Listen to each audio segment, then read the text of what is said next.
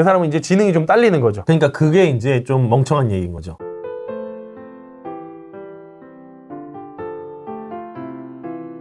대수의 법칙이라는 말은 머릿속에서 지우시고 그냥 간단하게 동전을 자 10번을 던졌을 때 앞면이 9개 나오고 뒷면이 1개가 나왔어. 그럴 수 있나요? 그럴 확률이 분명히 존재하죠? 그렇게 어려운 확률이 아니죠. 어렵긴 한데 앞면 9번 뒷면이 1번이 나올 수가 있단 말이에요. 그러면은 100번을 던졌어. 앞면이 90번 뒷면이 10번 이렇게 나올 수 있을까요?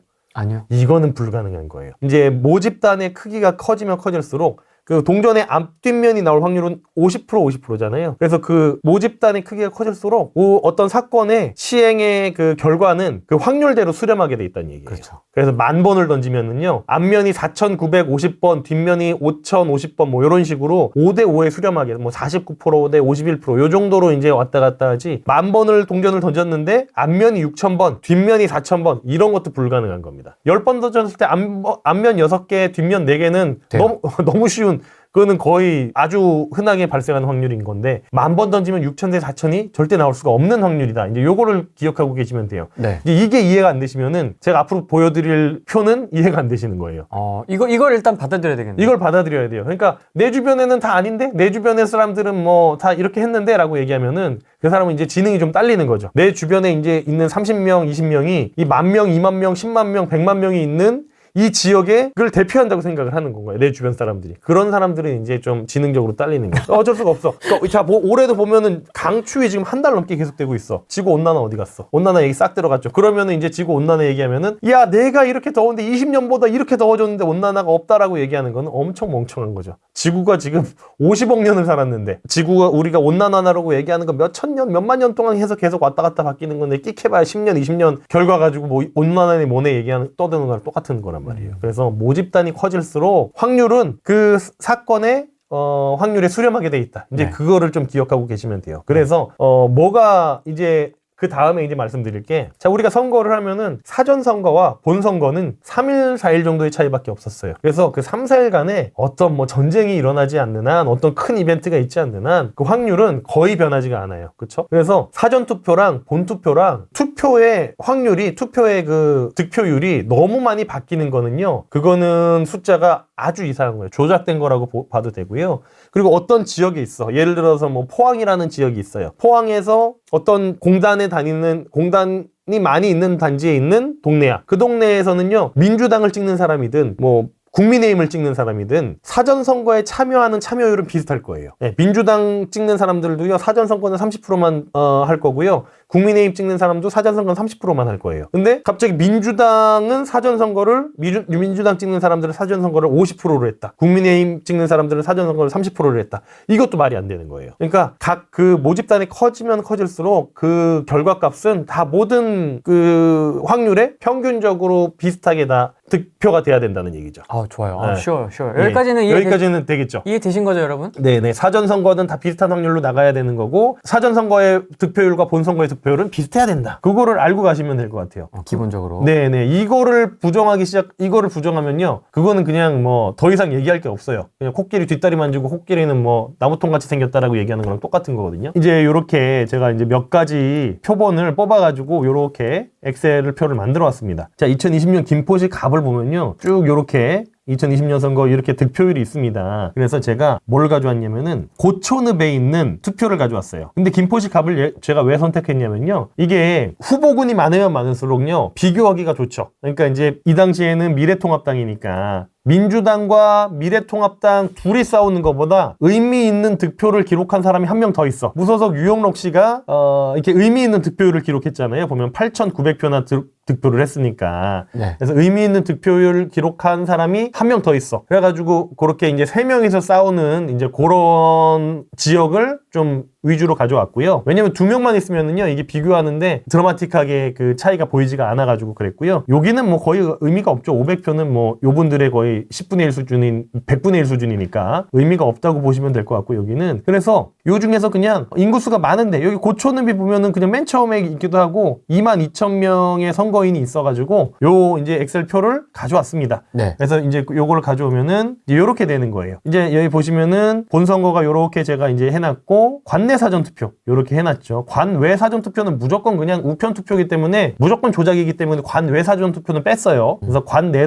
사전투표랑 본투표랑 볼 건데요. 자, 이제 여기서 자, 이게 민주당의 네. 사전선거가 56.97, 요 김주영 후보님께서 지금은 뭐 아마도 뭐 국회의원이 되셨을지 모르겠는데 아무튼 요 김주영 후보님께서 56.97%의 득표율을 기록했어요. 사전선거에서. 본선거에서는 46%를 기록했어요. 10%가 넘게 벌어져 있죠. 이거 좀 말도 안 되는 거야. 3일 동안에 무슨 일이 생겨가지고 이렇게 10%가 넘는 득표율이 생겼을까요? 이거 말이 안 되는 거고, 여기도 보면은 미래통합당의 요분은 36%, 여기는 45%, 여기는 본선거에서 10%가 늘어났어요. 그리고 여기 이분도요, 이분은 0.8%밖에 차이가 안 나긴 하는데 요거랑 근데 숫자가 작을수록 변화에 더 민감하게 변화를 하거든요. 그래서 요것도 일단 뭐 그렇다고 치고 보시면은, 그리고 사전선거 참여율 보시면요, 아니 왜 민주당 투표하는 사람들만 왜 30%나 이렇게 투표를 하냐는 거죠. 다른 데들은 여기는 의미 없고, 요 혁명 배당금당은 사실 큰 의미가 없죠. 0.3%니까 여기는 의미가 없고, 여기랑은 그래봐야 한 뭐 2%밖에 벌어져 있지 않아요. 그죠? 근데 여기는 9%나 더 많아. 다른 이 사람들보다. 그죠? 네. 이게 이상한 거야. 지금 숫자가 다 이상해, 여기서. 근데 그런 반박이 있을 수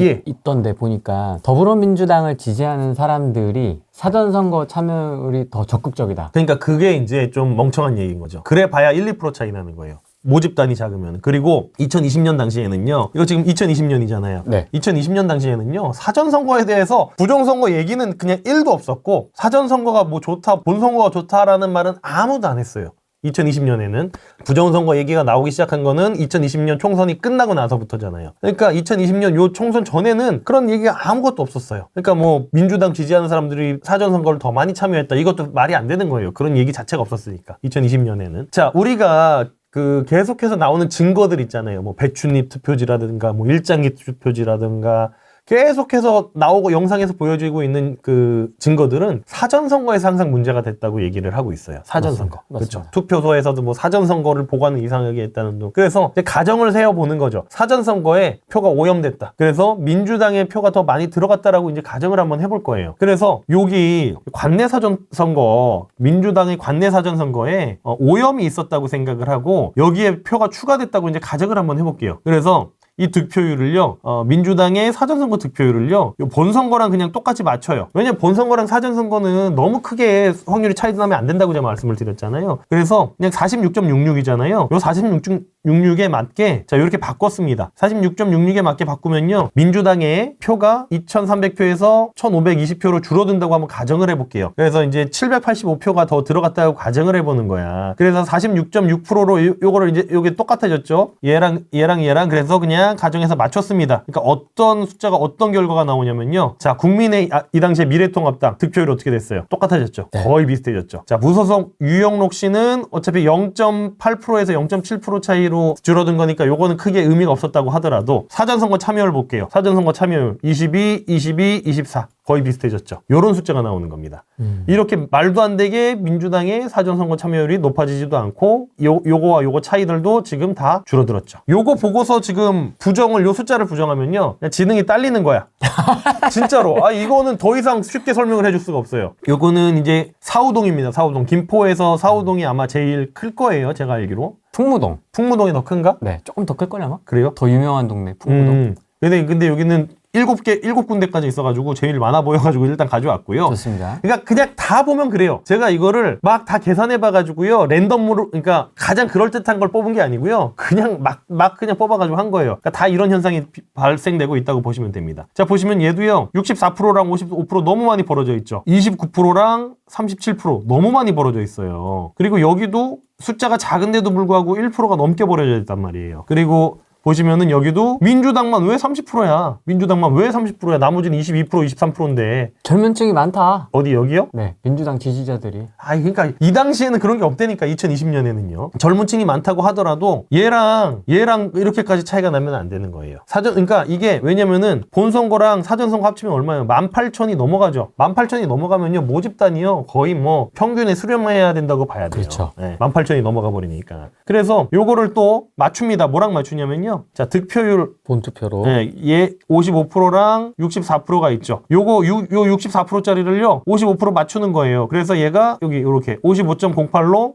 숫자를 이렇게 보정을 이렇게 해봤어요. 그러니까 이제 민주당의 사전선거에 1050표가 들어갔다고 가정을 하는 거야. 그러면 어떻게 되냐면요. 자, 국민의힘 표 보세요. 사전선거랑 본선거랑 차이가 없어요. 차이가 없죠. 여기 유영록 후보 보세요. 0.36%로 줄어들었죠. 차이가 없어요. 차이가 거의 없어졌죠. 자, 사전선거 참여를 볼까요? 22%, 22%, 23%. 이게 맞는 숫자죠. 요렇게 이제, 그래서 이제 딱 보면은, 사전선거에 이게 지금 이제 막 여러 반론들이 지금 후랭이님께서도 제시를 한 것처럼 무슨 뭐 젊은 층이 많다, 무슨 뭐 민주당이 사전선거를 더 많이 참여했다가 맞는 설명일까요? 그냥 민주당에 표를 더 넣었다가 맞는 설명일까요?